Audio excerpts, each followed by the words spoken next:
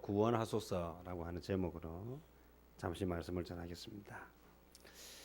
인생은 끝없는 배움의 연속이다. 그래서 인생은 배움의 과정을 거치게 되어 있습니다.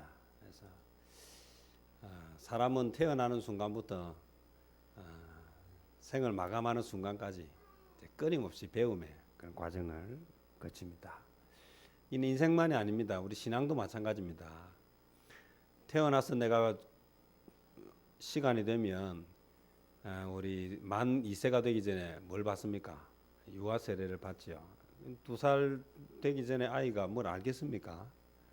네, 그 유아 세례는 이제 부모가 이 아이가 성년이 되어서 자기 믿음을 고백할 때까지 잘 믿음으로 양육하겠다라고 하는 그 부모의 그런 다짐, 또 이것을 교회에서 행하는 것은 성도들이 함께 공동 책임을 지는 연대 책임이라 하듯이 이 유아 세례 받는 아이가 신앙이 잘 자라서 자기 신앙으로 고백할 때까지 위에서 기도해주고 축복해주고 관심과 사랑을 가져주겠다. 그래서 이것은 교회의 성도들도 함께 고백하는 그런 의식입니다. 그래서 이 유아 세례는 우리 특별히 우리 신앙생활 하는데 아주 중요한 하나의 예식으로 그렇게 봤습니다. 그러면 이 아이가 자라서 자기 믿음을 갖게 되고요. 또 믿음의 성장이 있습니다. 이게 사람이 태어나면 자라야 되는 것처럼 믿음도 자라야 합니다. 자꾸 자라야. 하나님이 누구신가? 또 믿음이 무엇인가? 또 하나님이 얼마나 위대하신가? 또 믿음의 비밀이 얼마나 복된가? 또 믿음을 가진 자들이 세상을 어떻게 넉넉히 이기는가? 또 기도하는 자에게 어떤 하나님의 은혜가 있는가? 이러한 것들을 자꾸 배워야 하는 것입니다. 배워서 자꾸 자라가는 것입니다. 그래서 우리의 믿음이 주님이 기뻐하시고 주님께 인정받을 만한 그런 믿음으로 계속해서 성장해 가기를 바랍니다. 우리가 이것을 얼마나 귀하게 생각해야 되는지 꼭 기억하시고요. 세월이 흘러가면서 몸은 나이를 먹어가면서 늙어가지만 우리의 신앙과 믿음은 시간이 지날수록 계속해서 자라가야 합니다. 주일학교 이렇게 해마다 이렇게 가르치는 거 보면 해마다 주제가 있습니다. 그냥 하는 게 아닙니다. 그래서 커리큘럼이라고 하는 과정이 있습니다. 그래서 한 해는 하나님에 관해서 하나님이 어떤 분인가, 그 다음에는 예수님이 어떤 분인가, 그 다음에는 성령님이 어떤 분인가, 그 다음에는 기도가 무엇인가, 그 다음에는 전도가 무엇인가, 그 다음에는 봉사와 헌신 이런 것들을 통해서 이렇게 체계가 다 있습니다. 해마다 다 주제가 있습니다. 올해는 성령님에 관해서, 그래서 우리와 함께 하시는 성령님이 어떤 분이신가. 근데 사실은 성령님과 예수님과 하나님은 삼위일체이기 때문에 같은 또 내용입니다. 그래서 사실은 우리가 따로 떼서 가르치지만 사실은 같은 것입니다. 예를 들어서 기도 누구한테 하는 것입니까? 기도 하나님 앞에 하는 것이죠. 누구의 이름으로 기도합니까? 예수님의 이름으로. 누구의 도움으로 기도합니까? 성령님의 도움으로. 그래서 사실 우리가 기도를 가르치지만 결국은 다 같은 내용을 가르치게 되어 있습니다. 이것을 우리가 이제 이해하면, 근데 주제로 특별하게 그 부분을 그래서 교회 이야기라고 하는 조직 신학이라고 딴 거 없습니다. 들어가 보면 다 같은 이야기입니다. 하나님은 어떤 분이신가, 예수님은 어떤 분이신가. 그래서 창조주 하나님, 전능하신 하나님, 천지 만물을 창조하신 하나님, 뭐 이런 그 성령님도 하나님이시다. 그 성령님, 우리와 함께해서 성령님 아이들에게 가르칠 때 영원하신 성령님, 하나님도 영원하고 예수님도 영원하고 성령님도 영원하고, 왜냐하면 같은 분이시니까 영원할 수밖에 없죠. 어디나 계신다. 하나님도 어디나 계시고 예수님도 어디나 계시고 성령님도. 사실 우리가 이게 어떻게 보면 같은 이야기를 하나의 주제로 부각을 좀 시켜서 그렇지, 결국은 이 모든 것이 서로 연관되어 있다라는 것입니다. 그래서 우리가 자꾸 알아가야 합니다. 하나님을 좀 더 알아가고 믿음을 좀 더 알아가고 찬양을 좀 더 알아가고. 전 요즘 우리 교회의 그 오후 찬양 예배 찬양 참 좋습니다. 생각 같아서는 찬양 시간을 1시간쯤 더 했으면 좋겠다 싶은데 어쨌든 우리의 은혜가 참여 그렇게 됐으면 좋겠고 제가 좀 기대하는 것은 주일 오전 예배 때, 낮 예배 때 앞에 찬양을 한 30분에서 적어도 한 40분 정도는 할 수 있는 날이 곧 왔으면 좋겠어요. 그래서 찬양하기 전에 예배 드리기 전에 찬양으로 먼저 하나님 앞에 드리면 참 좋겠다. 순복음교회 우리 저는 순복음 신학을 좋아하지는 않습니다. 순복음 교회 개통에서 참 부러운 것 중에 하나는 예배가 11시면 10시부터 찬양을 합니다. 그래서 1시간 충분히 찬양하고 그래서 올 때는 이렇게 좀 세상에 이런 마음들 가지고 왔다가 찬양하는 중에 한 2, 30분 찬양하면서 녹아지고 열려지고 기도하고 그 중간에 그렇게 기도하다 그렇게 하면 벌써 예배가 시작되기 전에 마음에 준비가 다 됩니다. 그러면 어떤 말씀이 착 선포될 때마다 아멘으로 받게 돼 있어요. 그래서 사실은 예배 시간, 말씀 시간에 아멘으로 이렇게 화답하는 데가 또 순복음입니다. 우리가 좋은 것은 또 배워야 되고 또 그렇지 못한 것은 너무 또 신학 깊이가 없어서 또 문제들이 좀 있기는 합니다만은 제가 이렇게 우리 고신교단 장로교회에서 제가 신학 공부하면서 참 부러운 부분 중에 한 가지입니다. 성령 운동을 많이 하고 성령의 은사들을 많이 이야기합니다. 사실 성령에 관한 것들은 우리 개신교 특별히 우리 고신교단 같은 데는 많이 언급을 잘 안 합니다. 그렇게 한 이유가 몇 가지 물론 있습니다. 지금 시간은 뭐 성령에 관한 이야기를 하는 시간이 아니기 때문에 깊이 있게 다루는 다음에 또 기회가 되면 계속해서 자꾸 배워야 돼요. 성령님에 관해서 배우지 않으면 누가 막 말하면 자꾸 거기에 귀가 솔깃해가지고 막 흔들려요. 그래서 전체적으로 보지 못하고 부분을 자꾸 보기 시작하면 대단히 위험해집니다. 내가 전체적으로 알면 흔들리지 않습니다. 기준이 있어야 되죠. 우리가 예를 들어서 어디가 동쪽이고 어디가 서쪽이고 북쪽이고 이래 얘기하면 지금 우리가 눈 감고 뭐 눈 감을 필요도 없습니다. 눈 뜨고 지금 동쪽을 가리키면 어느 쪽을 가리키겠습니까?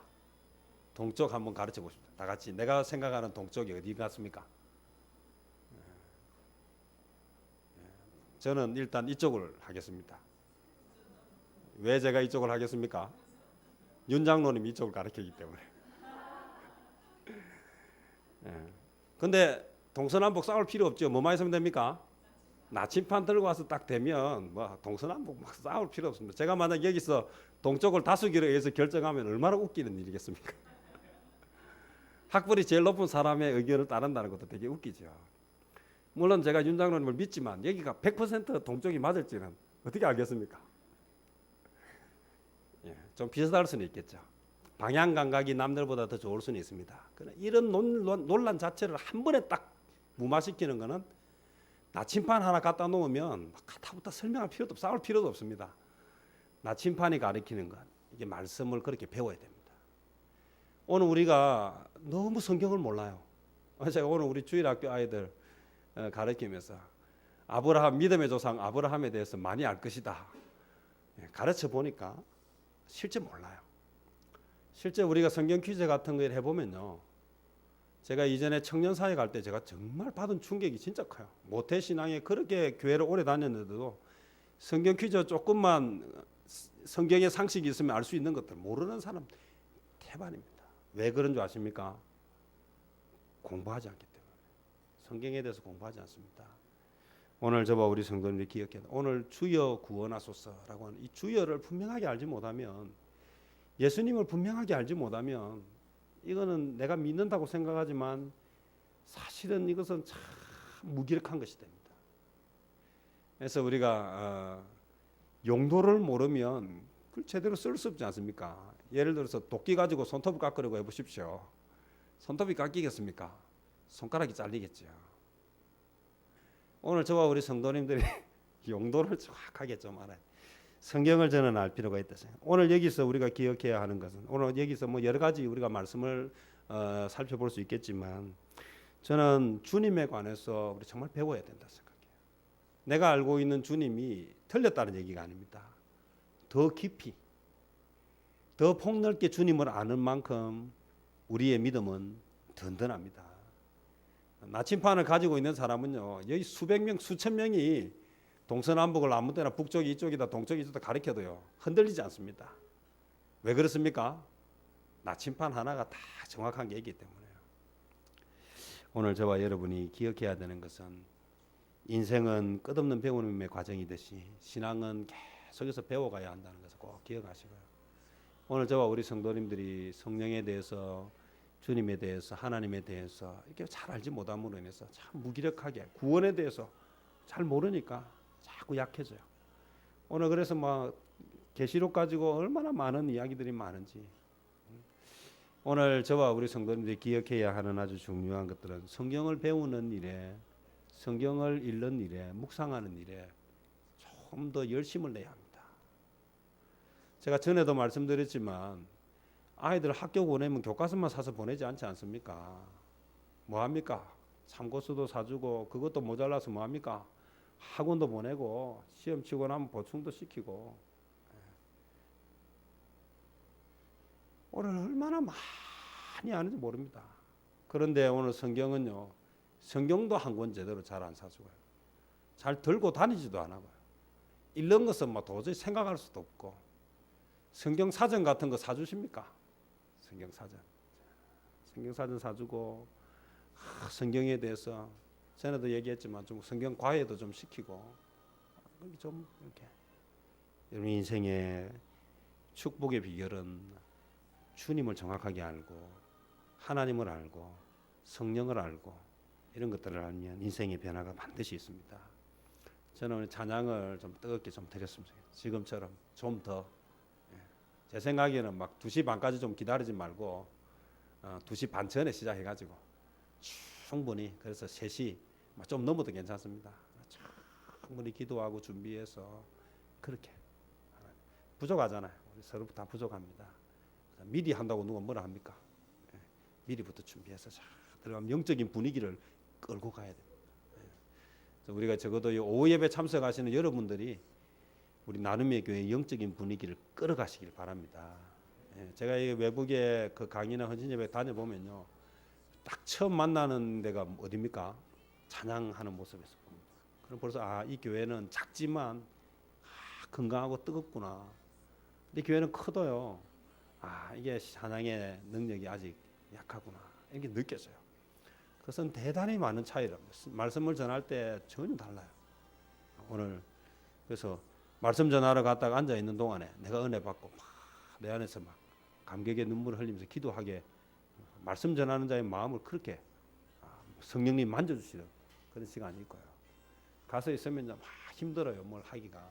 그런 부분들이 있다라고. 오늘 우리가 알고 있는 주님, 어떤 주님이신가? 오늘 특별히 이 사복음서를 통해서 우리 누구를 봐야 되는가 하면 예수님을 봐야 합니다. 사복음서는 결국 예수님에 관한 이야기입니다. 왜냐하면 예수님을 알아야 뭘 알 수 있는가 하면 복음을 알기 때문입니다. 예수님의 이야기가 곧 복음입니다.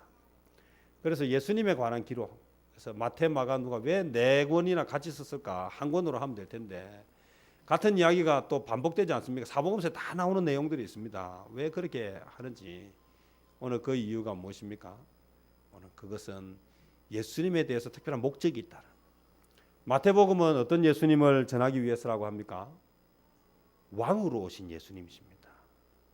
그래서 마태복음을 보면 같은 내용, 마태, 마가, 누가에 같은 내용이 있지만 거기서 다루고 있는 것은 예수님의 왕으로서의 분을 다루고 있어요. 그럼 마가복음은 어떤 예수님입니까? 종으로 오시는, 섬기는 분으로 오신, 같은 내용인데 그걸 강조하고 있어요. 우리 이순신 장군의 전기를 써도요, 이순신 장군의 충성을 부각시키는 글을 쓰면 그런 위인전이 될 수도 있지만, 이순신 장군의 효심을 강조하는 글을 쓰면 그건 역시도 뭡니까? 마찬가지로 한 사람을 다루고 있어도 그 사람의 다른 면을 부각시키듯이 예수님에 관한 이야기를 하고 있어도 강조점이 다르다. 그럼 누가복음은요, 사람의 아들이에요. 사람의 아들. 예수님은 신이심과 동시에 사람이라는 것입니다. 예를 들어서 예수님이 만약에 사람이 아니면, 예수님이 만약에 신이기만 하면 뭐가 성립이 되지 않는가 하면 우리를 위해서 고난받으시는 것이 성립이 되지 않습니다. 신이 아픔을 느끼지 않는데, 그러면 우리를, 나도 아프지 않는데 뭐 그건 뭐 나도 할 수 있지. 그렇지 않습니다. 우리를 위해서 살찌고 피 흘려서 고통을 당하시고 우리의 죄값을 지불하신 것을. 그래야 하나님이 낮고 천한 인간의, 이 땅에 인간의 모습을 입고 오신 것이. 그래서 예수님은 신이심과 동시에, 특별히 예수님이 어떤 부분을 강조하고 있는가 하면 예수님이 인성을 가지고 있다는 것을 강조하고 있어요. 누가복음을 잘 보면요, 같은 내용을 다루고 있지만 그런 내용을 다루고 있습니다. 그럼 요한복음은 무엇을 다루고 있습니까? 요한복음은 하나님의 아들이신 예수님입니다. 그래서 거기에는 신성을, 그래서 지금 이단들이 막 이야기할 때 예수님을 뭐라고 이야기합니까? 하나님의 아들, 신이 아니라고 이야기합니다. 그러니까 예수가 아니라 누가 진짜 예수라고 이야기합니까? 문선명 같은 사람이 예수님이라 하고, 또 신천지의 이만희 같은 사람이 자기가 예수라고 이야기합니다. 그래서 예수 그리스도의 신성을 나타내고 있습니다. 그걸 가만히 보면 그런 차이점들이 있다. 이런 것들은 무엇을 통해서 알 수 있습니까? 배워야 알 수 있다. 오늘 우리가 말씀을 자꾸 듣고, 또 기회가 되는 대로 배우는 자리가 있으면 자꾸 가고 듣고, 또 궁금하면 뭐 합니까? 질문도 좀 하고, 그렇게 해서 오늘 저와 여러분이 자꾸 배워가야, 자꾸 자라가야 합니다. 그래서 지금보다 더 주님을 알아야 하는데, 특별히 오늘 바람과 바다를 잔잔케 하시는 예수님, 무엇을 이야기하고 싶으신가? 도대체 이분은 어떤 사람이기에, 이 사람이 어떤 사람이기에 바람과 바다가 순종하는가? 이것은요, 예수님이 천지의 주제자가 되신다, 천지 만물을 다스리시는 분이라는 것을 가르쳐주고 싶었어요. 이게 마태라고 하는 자가 오늘 적어놓은 것입니다. 그래서 오늘 우리는 나와 함께 있으니까, 나와 함께 먹고 자고 아프고 하니까 뭐 나하고 비슷한데 조금 능력이 조금 있구나, 나하고 같은데 공부를 좀 잘하는구나, 나하고 같은데 IQ가 좀 높구나, 그런 차원이 아니에요. IQ가 뭐 한 170이나 160쯤 되니까요, 뭐 책에 구석구석 보는 것을 그것을 사진처럼 카피하더라. 대단하지 않습니까? 야, 인간의 머리가 한 IQ가 한 160, 70만 되면요, 뭐 본 책은 거의 다 기억한다. 거의 다. 언어를 떼는데도 뭐 얼마 걸리지도 않습니다. 야, 좀 머리가 좀 더 좋은 인간이 아닙니다. 그림처럼 찍어내는 뭐 그런 정도가 아니에요. 예수님이 그런 분이 아니라는, 천지 만물을 주재하시고 다스리시는 분이라는 것을 가르쳐주고 싶어요.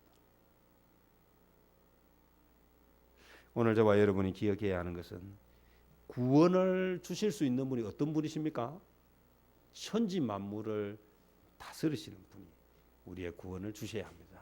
우리의 구원의 문제는 천지 만물을 다스리지 못하고, 자, 물이, 바람이 치는데 이번에 뭐 태풍이 왔습니다. 태풍에 사람이 죽어가는데 누가 구할 수 있겠습니까? 의사가 구할 수 있겠습니까? 안전요원이 구할 수 있겠습니까? 그건 구할 수 없습니다. 왜냐하면 비행기 자체가 뜰 수가 없습니다. 뜰 수가 없어요. 그때는 의사도 거의 들어갈 수가 없습니다. 다 피해야 합니다. 그것은 누구만이 할 수 있습니까? 바람과 풍랑을 잔잔케 하시는 분만이 할 수 있다. 오늘 그것을 가르쳐주고 싶어서 오늘 이 본문이 등장한다는 사실. 우리가 구원을 의지해야 되는 분은 바로 천지 만물을 다스리시는 분이십니다. 시시한 분이 아닙니다. 그냥 우리보다 조금 나은, 조금 유능하고 좀 똑똑한 그런 인간이 아닙니다. 그는 모든 것을 다스리시는 왕으로 오신 예수님이십니다. 우리가 믿고 구원을 의지해야 되는 분입니다. 그래서 이들이 살았습니다. 처음에는 스스로 힘으로 어떻게 해보려고 하다가 나중에는 어떻게 합니까? 주여 구원하소서, 우리가 죽겠나이다. 그런데 예수님께서 바람과 바다를 잔잔케 하신 후에 이들을 뭐라고 이야기했습니까? 꾸짖으셨다. 그런데 뭐라고 꾸짖었습니까? 바람과 바다를 처음에는 잠잠하게 하시고 나서 바람과 바다를 꾸짖으신 거죠. 아니 감히 이 피조물들이 감히 나의 사람들을 꾸짖어 잠잠해라 하니까 피조물들이 잠잠해졌죠. 그 다음에 누구를요? 제자들을 꾸짖었습니다. 뭐라고 꾸짖었습니까? 믿음이 적은 자. 자, 여기서 우리가 기억해야 합니다. 천지 만물을 다스리신 주, 우리를 구원하실 수 있는 그 주님이 우리에게 부탁하시는 것이 무엇입니까? 제발 나를 좀 믿어라. 오늘 저와 여러분이 이런 주님을 믿으시기를 바랍니다. 오늘 또 28절에서 우리가 보면요, 무슨 내용이 나옵니까? 예수님이 그렇게 강 건너편으로 가셨습니다. 건너편으로 가자 해가지고 갔죠. 그곳에서 누구를 만납니까? 가다라 지방에 있는 귀신 들린 자 2명을 만난대요. 이 귀신 들린 사람이 얼마나 센지 사람들이 무서워서 지나가지도 못할 정도로 아주 사납고, 이 보니까 그들은 몹시 사나워 아무도 그 길로 지나갈 수 없을 지경이라.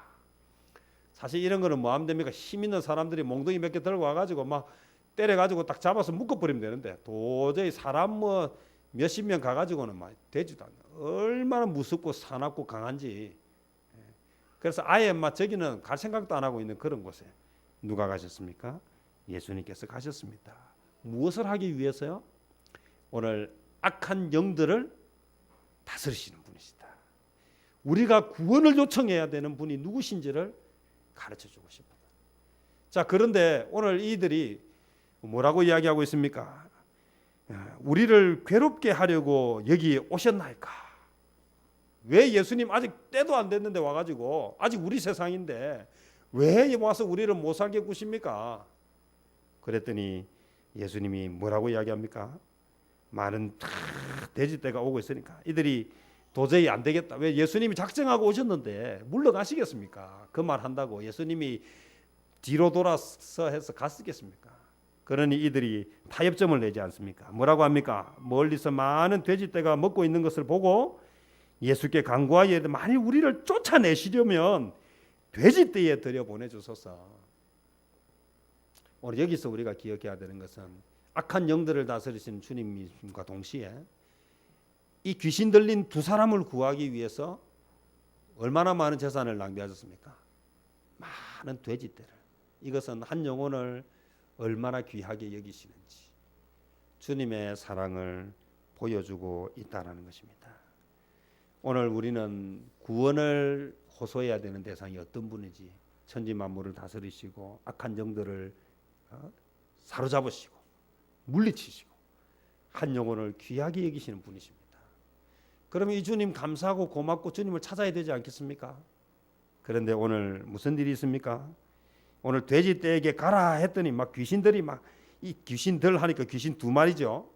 이 2마리가 이 귀신 2분 이렇게 하면 안 되지 않습니까? 귀신 2놈인지 아니면 이게 남는지 잘 모르니까 귀신 2마리가 뭐합니까? 돼지떼로 들어가 가지고 막 비탈로 막 내려서 물에서 몰사시켰다. 그런데 치던 자들이 달아나서 시내에 들어가 모든 일을, 이 놀라운 일을 전하면 너도 나도 이제 발 벗고 뭐 해야 됩니까? 주님을 따라야 되는데, 그들은 뭐라고 이야기해요? 34절에 보니 이렇게 이야기합니다. 온 시내가 예수를 만나려고 나가서 보고 그 지방에서 뭐 하기를 간구하십니까? 떠나기를 간구하시더라. 오늘 우리가 아무리 말씀을 들어도요, 하나님은, 예수님은 천지 만물을 다스리시는 분이십니다. 예수님 모든 악한 영의 권세를 사로잡고 물리치는 분입니다. 예수님은 여러분을 사랑하십니다. 아무리 이야기해도 이 말씀을 듣고 받아들이지 않고 거부하는 사람들이 있다라는 것입니다. 오늘 저와 여러분 떠나가기를 간구하는 불쌍한 사람이 되면 안 됩니다. 오늘 우리가 이런 주님에게 뭘 요구해야 됩니까? 우리의 구원을 요구해야 한다는 것입니다. 예수님이 빛으로 오셨습니다. 근데 어두움은 빛을 뭐합니까? 싫어하죠. 왜냐하면 어두운데 빛이 들어와 버리면 어둠이 있을 곳이 있습니까? 없습니까? 이건요 상극입니다. 이거는 공존할 수 없기 때문에 어두움은 빛을 싫어합니다. 거부합니다. 자, 그러면 우리는 빛의 자녀인데 어두움 가운데 있다고 해서 우리가 어둠이 된 것은 아닙니다. 속지 말아야 합니다. 우리는 본래 빛의 자녀입니다. 빛의 자녀가 어두운 가운데 있는 것입니다.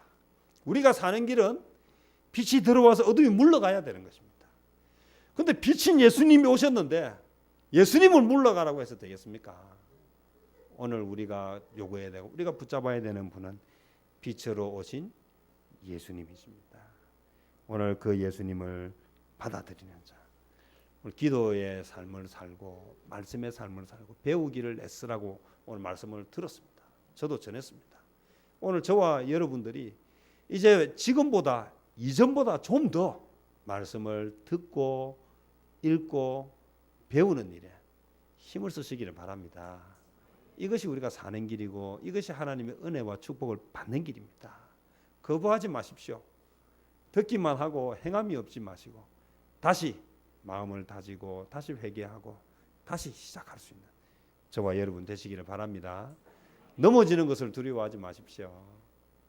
수없이 많이 넘어졌다는 것은 조만간 안 넘어지는 날이 다가온다는 것입니다. 야, 네가 수십 번 해도 넘어지고 수백 번 해도 넘어졌는데 이제 포기해라. 그렇지 않습니다. 수백 번 했는데 아까워서라도 해야죠. 이제 조금만 더 하면 이제 자전거를 탈 수 있는데요.